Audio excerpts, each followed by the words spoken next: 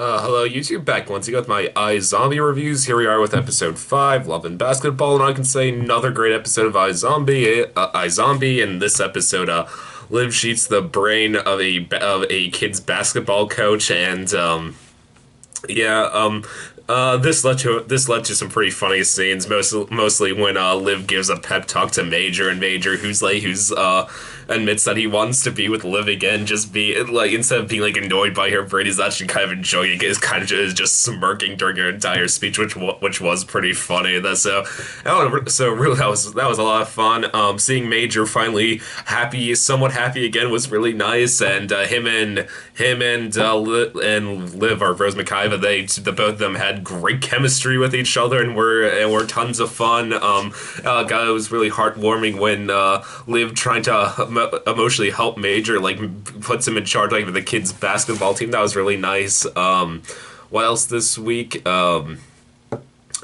else this week? Because there's this one big thing I want to talk about. I'm just thinking. This week, there was a lot of much needed character development for Clive, in which you learned he may have had a much darker past than he's willing to admit.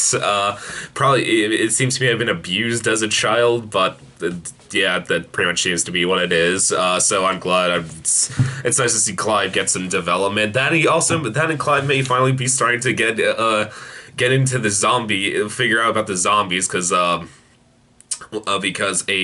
someone like gives him says, like, I found this in my husband's like fridge, and like it's a piece of brain. So between that and starting to realize that Liv's multiple personalities, the multiple personalities he get might just not be a personality disorder, but might be something else to it. Clive may be able to maybe figure out who that lives a zombie, or there's zombies out there, which would be nice. I'd be so happy if Clive became part of the zombie group. Zombie Scooby gang they have going, and yeah, so that was a lot of fun. So that's nice. That I also like the fact that Clive is a very competent detective. Even without Liv, he's a good detective. He doesn't need Liv to be.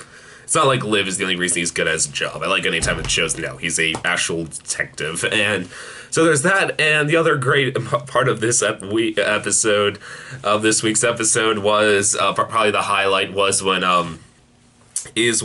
Blaine finally gets the supposed cut utopian from the boat party, and when Robbie's about to experiment on it, he learns, with one of the zombies injecting himself with it, that this isn't the right one, because it did not heal him, it killed the zombie. And there's just a great scene just when Robbie is just sitting next to Blaine, and then Robbie's just like, and then Blaine's just like, you just found like the ultimate zombie killer right there. And then Robbie's like, imagine what a corrupt person could do with that. And the two just stare at each other, start just beating the shit out of each other, both trying to grab the vial to the song Thursday. I don't care about you. Is that the name of the song? I'm just gonna say it is. So, and that was hilarious. It was a really fun choreographed scene, just between the two of them.